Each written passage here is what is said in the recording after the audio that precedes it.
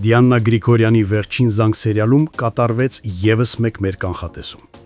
Միքայելը, հասկանալով, որ Ավագն ու Վիկտորիան կտրականապես դեմ են Հենրիի եւ Անգելինայի միությանը, գնում է նրանց տուն։ Նա մտնում է ու առանց ավելորդ բառերի սկսում իր ուղիղ եւ կոշտ ելույթը, պայման դնելով նրանց առաջ։ Միքայելը հստակ ասում է, եթե նրանք չեն ցանկանում, որ ինքն անձամբ բացահայտի ճշմարտությունը եւ պատմի ամեն բան Անգելինային, ապա պետք է միանշանակ համաձայնություն տան այդ ամուսնությանը։ Վիկտորիան ու Ավագը մեծ ստրես են ապրում այս խուսակցությունից հետո, սակայն իրենց հանգստացնում են միայն մի բանով, այն համոզմամբ, որ ճշմարտության բացահայտումը նաև Միքայելի շահերից դուրս է։ Իրականում, սակայն, ինչպես ցույց տվեցին ժամանակն ու հանգամանքները, Միքայելի շահերից ամենակիչը բխում է Հենրիի երջանկությունը։ Այս ամենին զուգահեռ Միքայելի մտադրությունները առաջիններից մեկը հասկանում է Հենդոն։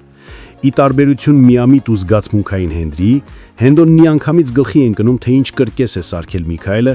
եւ ինչու է ձևացնում, թե իր որդու երջանկության համար ամեն ինչի պատրաստ է։ Հենդոն զայրացած է։ Նրա համար անհասկանալի է, թե ինչպես կարող է մի մարդ հարազատ որդու կյանքը խաղադրույք դարձնել, միայն թե հասնի իր վրեժին։ Պարզ է դառնում, որ Միքայելը Հենրիի միջոցով ուզում է վերահսկել ու ենթարկել Անգելինային։ Իրականում նրան չի հետաքրքրում Հենրիի ամուսնությունը, այլ իրեն է պետք հենց Անգելինան, որպես Աննայի եւ Սոսի աղջիկ։ Սա է նրա վրեժի նոր ձևը։ Այդպես իբր հարսի կարգավիճակով Անգելինային իր տուն բերելով, Միքայելը փորձում է գերեվարել ոչ թե Հենրիի կնոջը, այլ հենց Անգելինային։ Սա նրա ձևն է, Աննայից ու Սոսից տարիների ընթացքում կուտակած ատելությունը կեղտոտ եղանակով վերադարձնելու։ Բայց այս ամենում նա դեռևս չի հասկանում ամենակարևորը, այդ ամենով նա առաջին հերթին վնասում է ոչ թե Սոսին, ոչ թե Աննային, այլ իր իսկ որդուն։ Եթե նա իրոք ցանկանում էր Հենրիի երջանկությունը, պիտի վաղուց ազնիվ լիներ թե իր, թե ուրիշների հանդեպ։ Հիմա մնում է մեկ հարց, արդյոք Հենրին սա էլ է ներելու հորը, ինչպես մինչ օրս ներում էր նրա բոլոր ստերն ու ողբերգությունները, թե այս անգամ կկանգնի ճշմարտության կողմը։ Բայց զարմանալիորեն, այսքան մութ ու խառնաշփոթ պատմության մեջ կրկին Աննան է մեղավոր համարվում, ասես նա է այս ամենի հեղինակը։ Իրականում Միքայելը, Հենդոն եւ Հենրին իրար արժ են։ Երեքն էլ նույն սխեմայով ապրում են, սկզբում ստում են, իսկ վերջում ամեն ինչ բարդում են Աննայի վրա։ Բայց այս պատմությունը այդքան երկար չի կարող շարունակվել։ Ճշմարտությունը շուտով պայթելու է բոլոր կողմերից, եւ այդ ժամանակ յուրաքանչյուրը ստիպված կլինի պատասխան տալ իր առածի համար։ Հարգելի հետևորդներ, արդյոք Հենրին պետք է ների իր հորը այս ամենը։ Գրեք մեկնաբանություն։ Կներես պապ, բայց պիտի դիմանաս, որ նորմալ մշակ եմ։ Արա, անելիքդ արա, դու ինձ կներես օրես վիճակով դիմացդ նստած եմ, հերիք չի ստիպված ես վերքերս մշակել։ Պապ, ես ստիպված ոչ մի բան չեմ անում։ Մի ընտանիք ենք բերելով պիտի անեմ։ Պապ, հեն ոնց ես։ Հղի եք, ասեք հղի ենք։ Էս ինչ մի ներկայացում եք խաղում։ Իբր չգիտենք, հա ինչն է ձեր կտրուկ որոշումների պատճառը։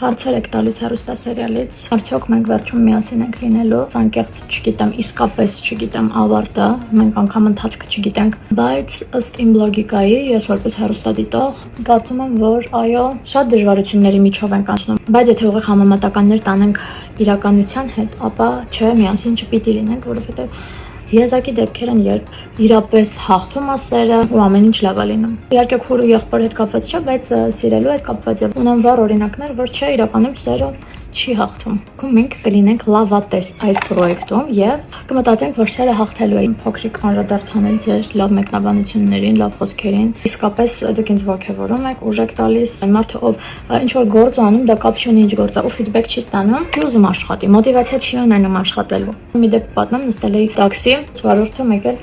ստացի ռեակցիա բուրըն, վայ, Անգելինա 40 տարեկան մի մարդ։ Անգելինա մեջ ճանաչում եմ, խոսում ենք սիրով լավ, բայց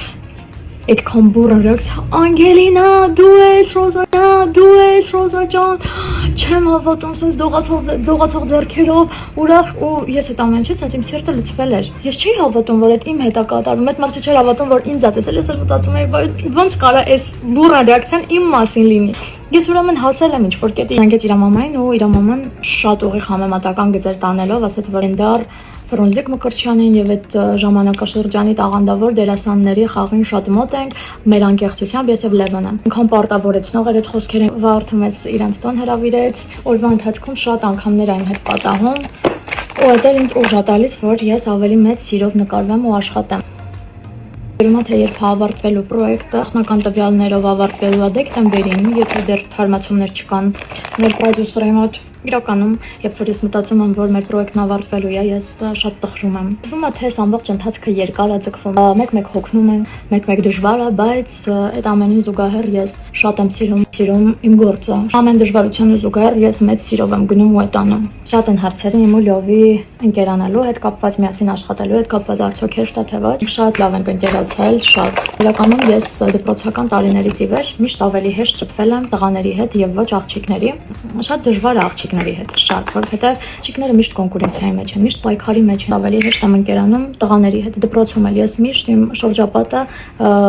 ասենց պայքայինք, բայց ես տղաների հետ ավելի մտերիմ էի, ավելի ջերմ էի, իրանք ինձ քրոջ նման էին ընդունում։ Լևոնի հետ շատ հեշտ մտերմացանք, իր բնավորությունն էլ շատ լավն է, իմ բնավորությանը մոտ է, միասին շատ լավ ենք իրար հասկանում, աշխատում, կես բառից, կես հայացքից, մի խոսքով իրար հետ աշխատելու հետ կապված խնդիր չունենք։ Ինձ մնաց շուրթերս, աչքերս,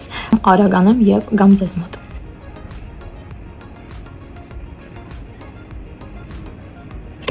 Այո, վերջ։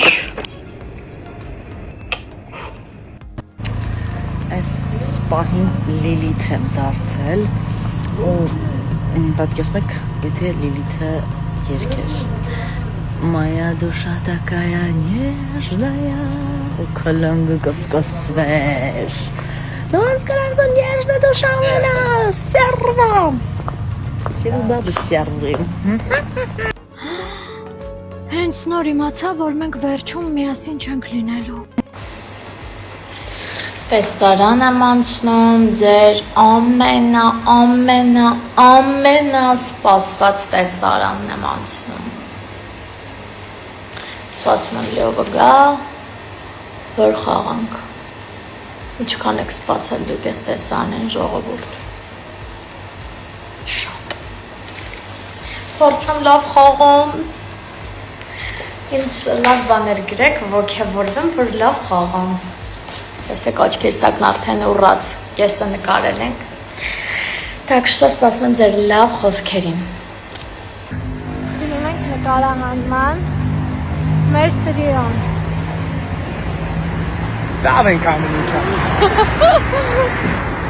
Դու ինչ կասես։ Քայլում ենք։ Սպորտում ենք։ Այս տեսարանները դուրս չի եկել, ասում ենք սիրահարներին։ Դե ես իրանց կտաղ